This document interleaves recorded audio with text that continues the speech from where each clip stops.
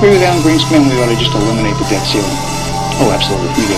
The ability of almost every working American to access more credit than they should have been able to masked the underlying fact that lower and middle class incomes were not rising. That's not a tenable strategy. Isn't now the time to eliminate it? Oh, we've been a long time ago to eliminate it. Let's put aside terrorism. Let's talk only about our own homegrown animals that are patrolling America right now. So it goes down to the simplest thing. Be prepared, be vigilant.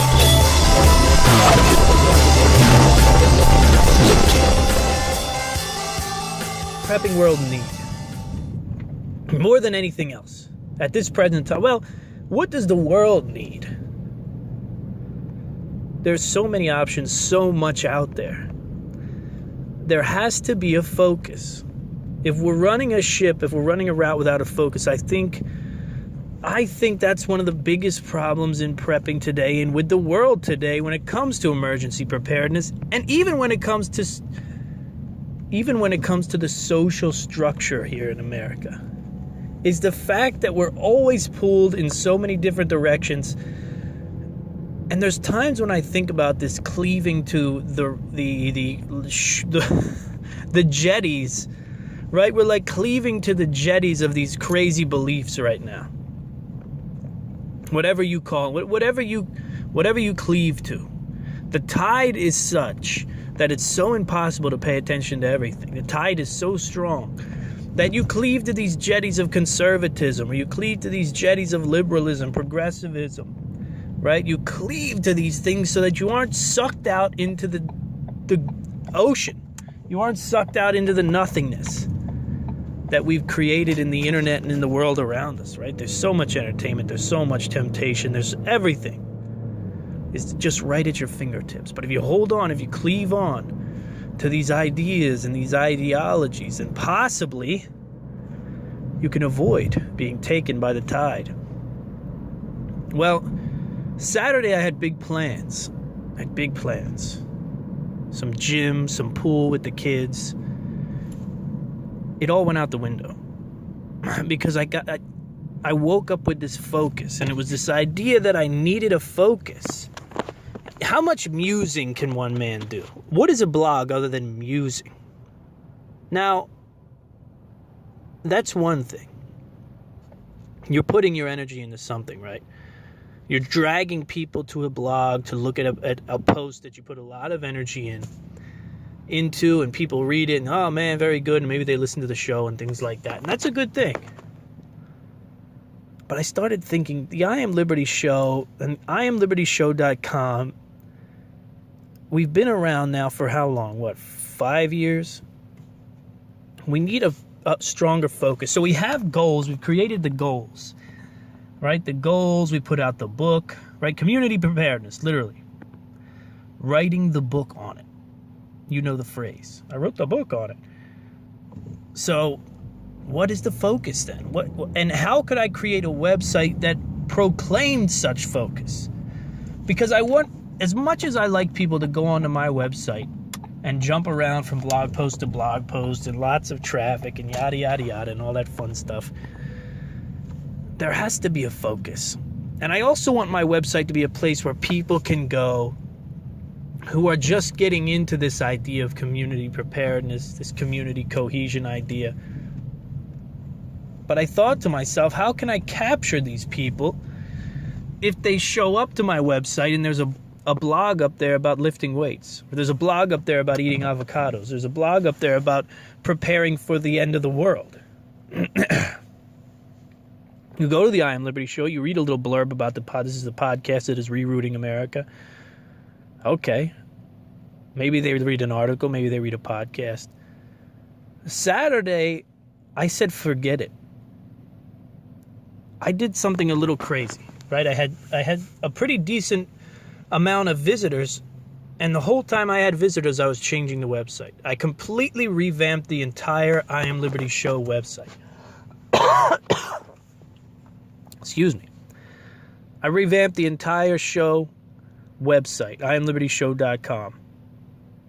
There's no unveiling, there's nothing like that. The blog content, the podcast, they're all easy to get to. But what I decided to do is I cut it up into 4 very easy to understand things. Powerful communities, right? Healthy humans. I can't even remember the other ones. Healthy humans, self-sufficiency, and there's a 4th one, but I don't remember what it is. And rather than just go to the website and scroll right into a blog, you're going to go to the I Am Liberty show and you're going to get hit right in the face with 3 very clear options. Now, you can scroll past these options and go down to the blog and read my writing and stuff like that. There's also a button right on top of the new website where you click podcasts, boom, it takes you to all the podcasts that were ever published. All the podcasts that were ever published immediately right there. You just got to scroll around. Or you'll get the newest one will be right there in front of you. But there's 3 core things that we're going to focus on I Am Liberty from now on. Not every show. We do two podcasts a week. I mean, if you focus on anything every show for 2 podcasts a week, people are going to die. They're going to lose their mind. Or the host is going to lose his mind. Now, the first focus, obviously, is my passion. And that's community cohesion and preparedness. Right? The idea that we can solve a lot of the world's problems through our communities, bringing people together, learning about our neighbors. It's all in the book, but it's also all in a report. Right? So there's a free 10-page report that I put together. Pictures, information, yada yada, the whole 9 yards. The report is beautiful. It's a stunning 10-page report on the basics of creating a cohesive and prepared community. You get that.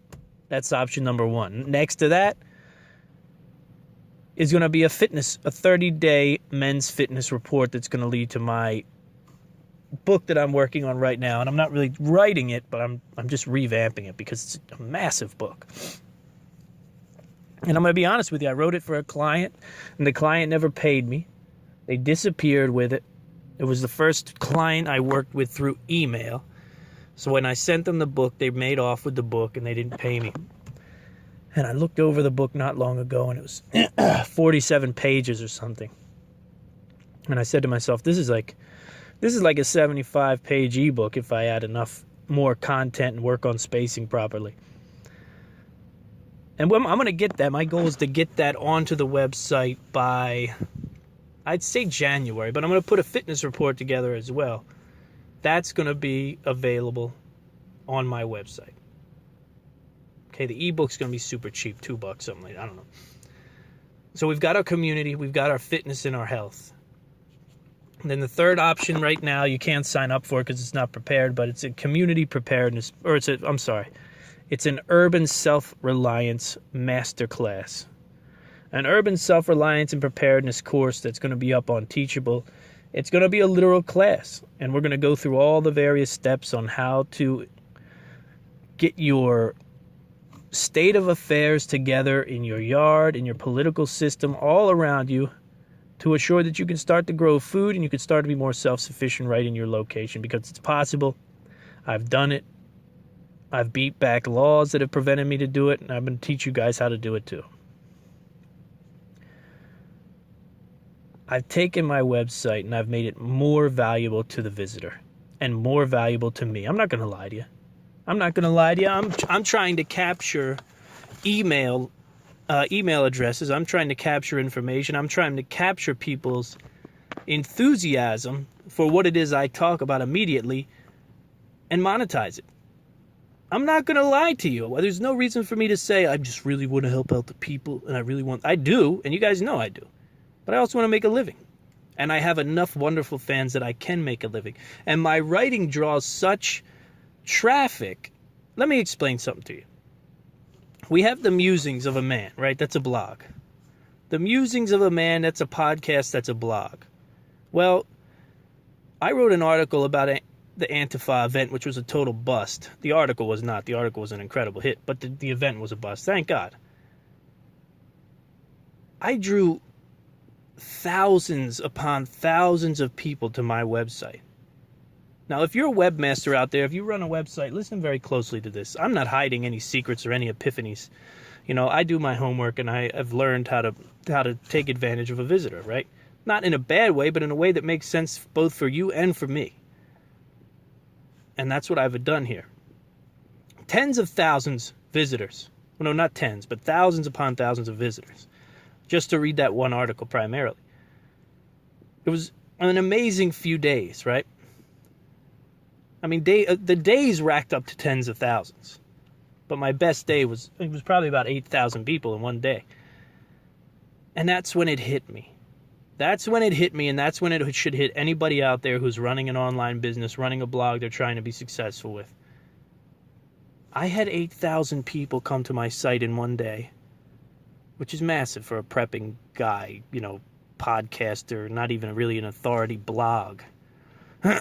Maybe an authority podcast. My blog is definitely not an authority blog, I don't think.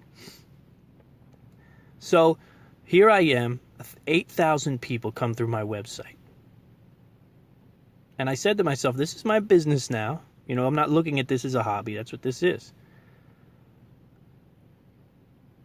It's not going to change how I do my show. It's not going to change the quality of my work. But just listen, 8,000 people come through my website. What did I get?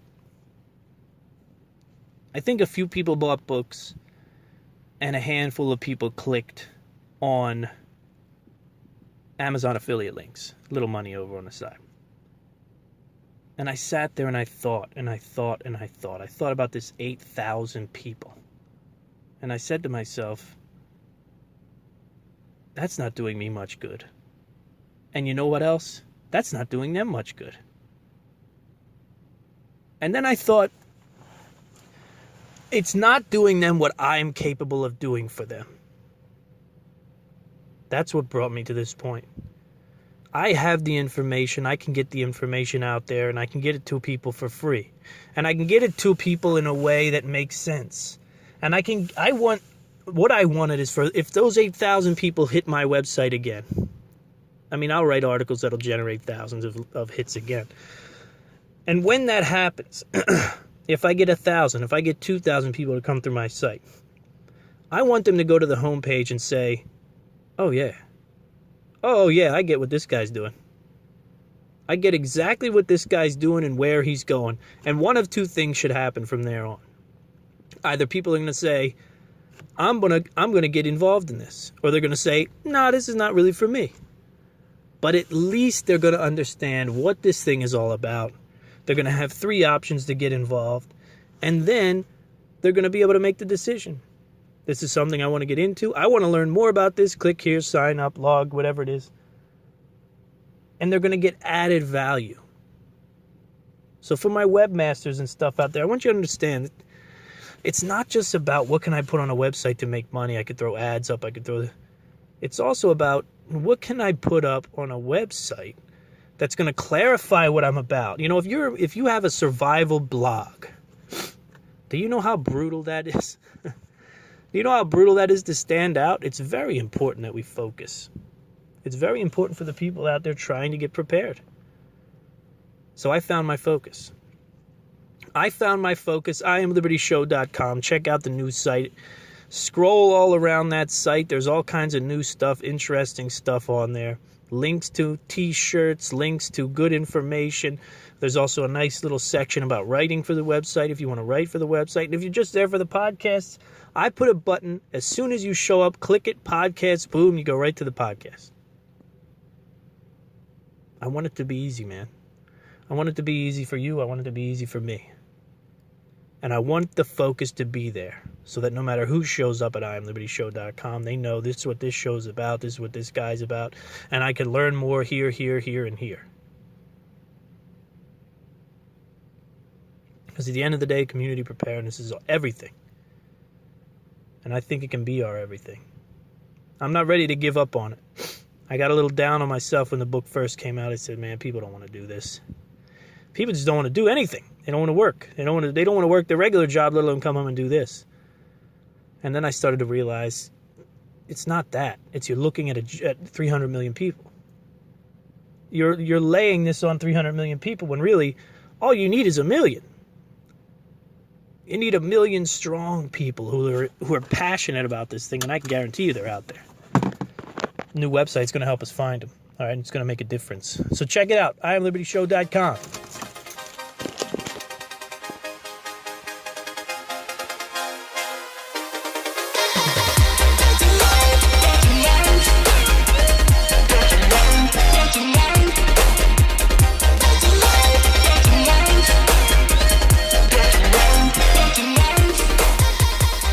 I'm going to start this segment off by talking about the fact that I could care less about ecological groups. Okay, I think a lot of ecological groups don't spend enough time in the actual environment they're trying to protect. Maybe they're well-intentioned or whatever, but it's just my diagnosis that these people should probably spend a little more time. And maybe the people who run them do. I don't really know the whole background. All I know is if you see these ecological groups, you go to their, find the fans and the people who claim to be part of their organizations. They're usually hateful people on social media who say silly things and attack people. And I think they use a lot of ecological resources in doing so. Let's not forget that if you're promoting something on Twitter, you're promoting something on a cell phone, you're promoting something on the internet at all, you're promoting the raping of the ecosystems of the world, right? That's what's going on now. There are no free trade cell phones or whatever. There are no cell phones without consequences. Somebody's digging those precious minerals out of a cave somewhere they don't belong. The people are being treated like garbage, and the minerals themselves are being extracted in a way that they shouldn't. So there's a level of hypocrisy there that, it's one thing to stand behind an opinion, it's another thing, and a science, it's another thing to attack people when you can't even avoid being a hypocrite. It's unavoidable. But I want to set that straight first. I also want to talk about Indian tribes and tell you that when it comes to public policy, when it comes to the things that get me riled up, I'm never thinking about the Indian tribes. I'm sorry. Native American tribes, whatever you want to call them. I'm sorry, I'm just not. They don't pop into mind when I think about issues. Why am I talking about this? Because our president has made a blunder that is unbelievable. Our president has made a blunder that is unbelievable, and he doesn't even understand it's a blunder. That's the problem. Donald Trump, the reason we liked him, the reason people liked, what they liked about him was that he got the memo. Right? He was for states' rights. He was for these things that a lot of conservative people understood. And it was fringe enough that we knew it would be hard on the Republican Party to do the things that Donald Trump said he was going to do. He comes out today, cuts Bears Ears National Monument by 85%. What's that mean? That means he's giving land back to the people. Yeah, man. Grand Staircase Escalante cut in half. Giving more land back to the people, more land back to the states. If you are going to toe the party line, if you're going to be a person who is black or white and nothing else, you know what I mean. I don't mean by race. I mean by if you believe this and you believe that only. I'm a conservative. I'm a libertarian. I believe that the government... How come when I do a condescending libertarian voice, it always has to be a Southern guy? I don't know. That's rude. But anyway, I'm a libertarian, and I don't want the government's hands in anything. Right? You don't want the government's hands in anything. You want to be able to marry your sister. You want to be able to marry a 12-year-old. You want to do whatever you want to do. It's libertarian. And I believe in only libertarian values. We don't need the government for anything. Well, silly. That's not true. That's not true. If we didn't need the government nor government regulations for anything, then you'd be talking about an entirely different species. Because this species is a rape and pillage species, like it or not. Might make you feel upset. I'm not like that. Doesn't matter. There wouldn't be a fish left in the ocean. There wouldn't be a fish left in any ponds, streams, or lakes if it weren't for regulations. There wouldn't be a deer walking in this nation if it weren't for regulations. If you don't believe me on that, just go do a little history hunting about what deer hunting and dove hunting and bird hunting was all about back before regulations. Back when we hunted the wolf to damn near extinction. Right? Back when we used to throw dynamite up in trees and into waters. It was an ugly thing, and we're an ugly people when it comes to resources, okay? We want to be successful. It's one of the reasons we are successful. The human race is primarily the American version, too. When you give the human rights and when you give the human freedoms, he just buries his head. Most of us don't lay around and rub our bellies all day and drink beer. Most of us bury our heads into something, and we drive and drive and drive and drive and drive towards success. Well, that success takes resources. One way or another, right? No matter what you do, that success is sucking up a resource. And we're blinded by this drive a lot of the time. And like the old Norse story, it's not a story, it actually happened, but there was a Viking clan, I don't remember the name, I read the book a long time ago. It was called Ecological Intelligence. And you might think that's a hoity-toity book to read. It was a very good book to read. And one of the stories in the book detailed this Viking group, I want to say they were Vikings, who moved onto an island. They were living on the island for some time, and they, cutting down the trees to cook their food, to warm their huts. And it wasn't until they cut down the last tree on the island that they realized the consequence of what they had done. Now, you can look this up. I'm sorry. I read the book like 3-4 years ago. I can't remember the name of the tribe or anything like that. I know they were on an island. I know they cut down every tree on the island. And upon cutting down the final tree, they realized, what do we do now? Now we don't have any trees on the island. The outcome for the group, I don't remember. They probably set sail to a new island, but that's not beside the point. What I'm getting at is government regulation can be brutal. It can be terrible. It can be terrifying. It can make things so complicated and so horrendous. But when it comes to the management of land and resources, it's necessary. And what Donald Trump has done here is a huge mistake. Capitalist I am, right? No doubt about it. I'm as much a capitalist as I can be in a socialist society that's like America is, right? There's no getting around the fact that we are just as much a socialist nation as we are capitalist. You can't argue that. You look at the food industry, you see how much food is subsidized by the government. You look at what schools subsidized by healthcare, subsidized by their 50% of Americans are subsidized by the damn government. You can't tell me we're not a social. We don't have a tinge of social. We don't have a little pinch, a dash of socialism in our nation. Okay? It's already here. It's already here. It's been here. We just do it well, right? We put quality of living above a lot of things. And I've got feelings about that too. I don't think that the giving away of a life is a good thing either. Bears Ears, okay? National monument. It's not a statue, for those of you who are not hip to the idea. It's not a statue. It's a big deal. It's a big deal because these are protected lands. Yeah, they're regulated by the national government, and they're protected. And they need to be protected. Yes, I know. There's so many acres out west, and so many acres, and so many acres, and so many... There's so many acres until there's no more acres. Right? That's the way that goes. Oh, we had so many trees, then we didn't have any trees. Oh, we have so much oil, then we don't have any oil. Don't you understand? That's how these things go. That's exactly how these things go. You have to understand, these lands should never be taken out of protection. They should never be... So, Bears Ears has been slashed by 85% of its landmass. 85%. The Grand Staircase Escalante cut in half. You're going to hear a lot of people say a lot of things about this. Maybe, I don't know. Maybe people don't care. I care about the things that matter, right? You can care about things like fiat currency, bubbles and bursts, and stock markets and the economy.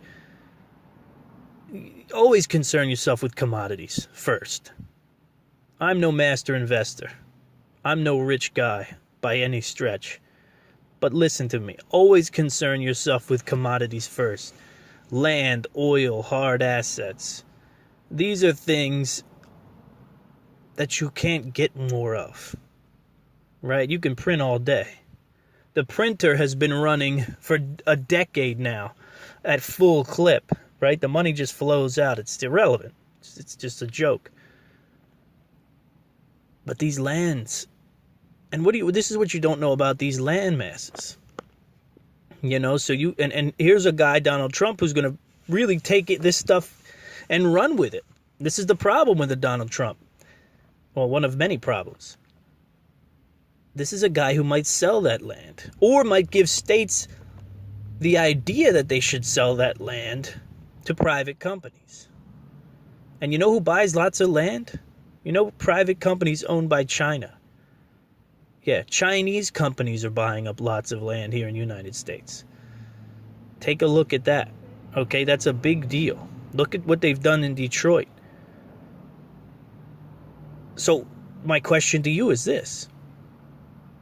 Because when Roosevelt set these pieces of land aside, he didn't do it for the people who are alive. I mean, he did in a way. In a way, he said they are for the people of the nation, but primarily, and the line that stood out to me is that these were for the people, the unborn. And these lands were being set aside for the unborn.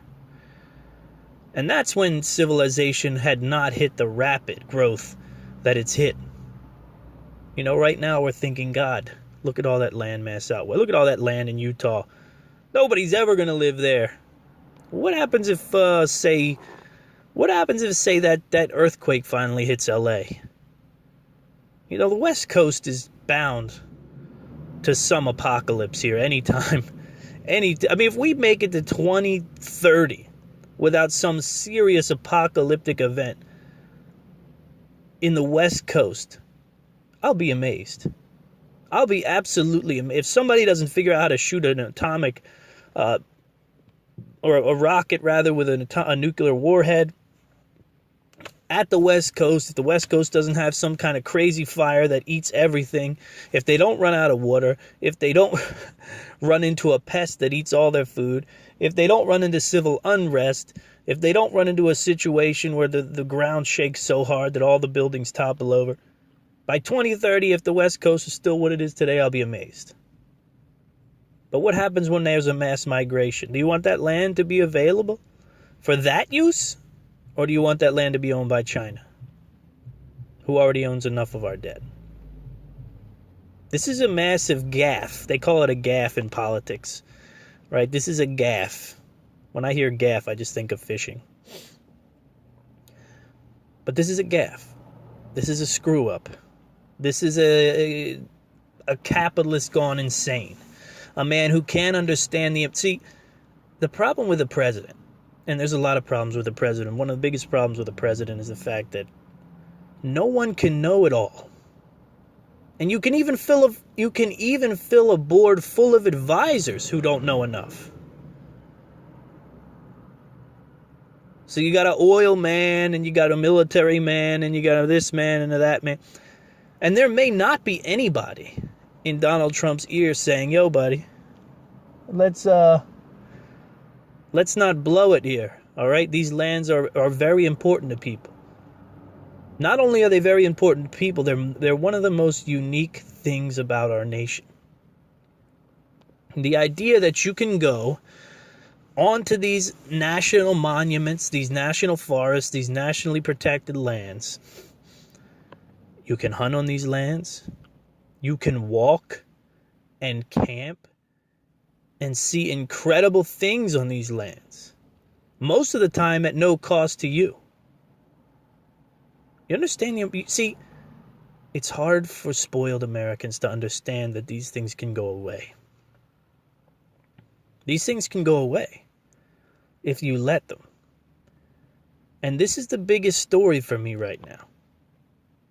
Right? This is one of the biggest stories for me right now, because these are those things that happen overnight because you have a king, and I tell you, no kings, no kings. We do, and the state wants it because the states have budgets. You know what I mean? They have, but the only reason the state wants that land is because they have a budget. And there's some idiot in Utah who's thinking, oh, we could definitely put some stores on that land, or we could sell that land, or we could do this with that land.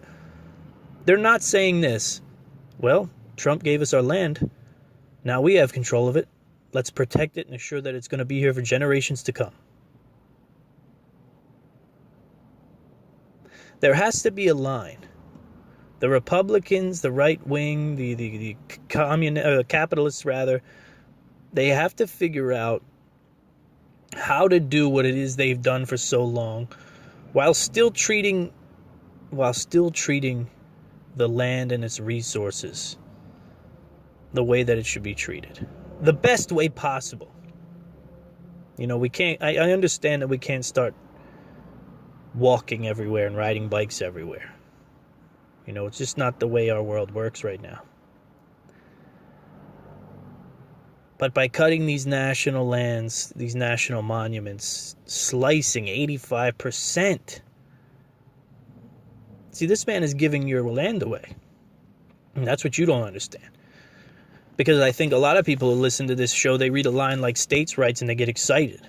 Right? If you're a knee-jerk type of person, you read states' rights and you think, yes, this is a victory. I told you this is the man. This is the man for the job. This is a victory. But you got to read more than the call signs of certain political affiliations to understand the issue. You got to read deeper into things, right? You see states' rights, yes, victory. But in this case, it's not a victory. In this case, states' rights is not a victory because nothing is black and white. It's not give all the power back to the states. Or they'll drill giant holes in the ground and they'll yank all the fish out of... Well, they won't yank all the fish out of the water because the state game and fish commissions do a great job.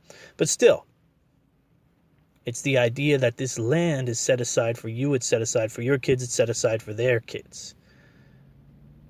So they can go see the grand staircase in 100 years. To slash that land by 85% it's a little bit like theft, because this land was promised to you. Not the land itself. It's not like you can go there and build a house on it. But access to this land was promised to you. That's the whole point of the national parks. Right? This access to this land is promised to you.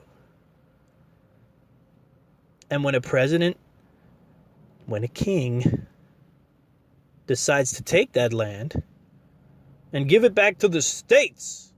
Yes, I decree that we're going to give this land back to the states, and they're going to have the right to do what they want with their own land, and that's the way that this democracy should be governed, this republic. And I am in favor of giving this. In a way, it's theft. You know, not, like I said, I don't want to repeat myself, but nothing is black and white. Not everything the government does is bad. Not everything the states do is right. Not everything Trump does is right, obviously. But this is theft. You take 85% of a national monument. You take 85% of the average American's access to this national monument. You know, people hear national monument, they think Mount Rushmore. It's different. It's different than that, okay? This is what it's about. It's about Skyline Drive. It's about my ability to wake my son up on a Saturday, drive 2 hours west into the George Washington, or the Jefferson National Forest, rather. Get on Skyline Drive, hike to the top of a mountain, and look off of that mountain and say to my son, this is America. And to say to the sun like Mufasa, everything the light touches is our kingdom. You get that? That's how you instill another generation with love for a country. Now, if I take my son up to the top of that mountain and he looks down and he sees housing projects or a Walmart, it loses its touch. Right? That's a protected land in my neck of the woods. You climb to the top of a mountain, you look over and you see the great nation, and you can easily explain to a young child the importance. Did you have fun today? This was cool, wasn't it? Well, the reason this is possible is because a smart man decided to chop these lands up all over the nation and protect them and assure that no one could buy them and no one could drill into them and no one could destroy them and no one could own them but us. It's hard to understand for some people, I know. Couch-bound, Sean Hannity watching, right? One job to another job, to a household they hate. If you don't get out and see things, it's hard to appreciate those things. If you're the type of person who drives around with a wreath attached to the hood of your car, I'm just making a joke because I just saw a guy with a wreath attached to the hood of his car. I thought it was hilarious. But this is a big deal, and I want you to talk about it. I want you to tweet about it. I want you to make videos about it and understand the importance of these lands, because this is a huge deal. And remember, this is our guy's first year here. This is our president's first year here. You think this will happen again? You're damn right it'll happen again, unless we make a stink about it. Now, the one thing I have seen out of Donald Trump is if you make a stink out of something, he will walk back on it, which is not something I expected from King Trump. I did not expect that. So let's make a stink. Let's make a stink. Like I always tell you, right? We can poke fun at each other. Why not? That's fun. That's what life is. That's what America's about. That's what the First Amendment is about. But let's lock arms with these ecological maniacs. Let's lock arms with these diabetic Native Americans and use our power. Use our power of community. Right? This is a building a community. It's not a community right outside your window, but this is a community of people who say these lands mean something. These lands mean something, and they should not be thrown away. They should not be slashed in half. They should not be slashed by 85%. This is about access. This is about the American people's access to national lands. So join the battle with me. All right? I think that's about it, folks. I'll see you Wednesday live. I have created the ultimate holiday prepper gift-giving guide, and we're going to talk about it Wednesday night, live. PrepperBroadcasting.com, 9 p.m. Eastern Standard Time. You can go see the article at IamLibertyShow.com. Go pick up the free community report. Go pick up the free report, sign up, give me that tasty email address, and I'll see you guys next time. All right, it's James Walton with the I Am Liberty Show.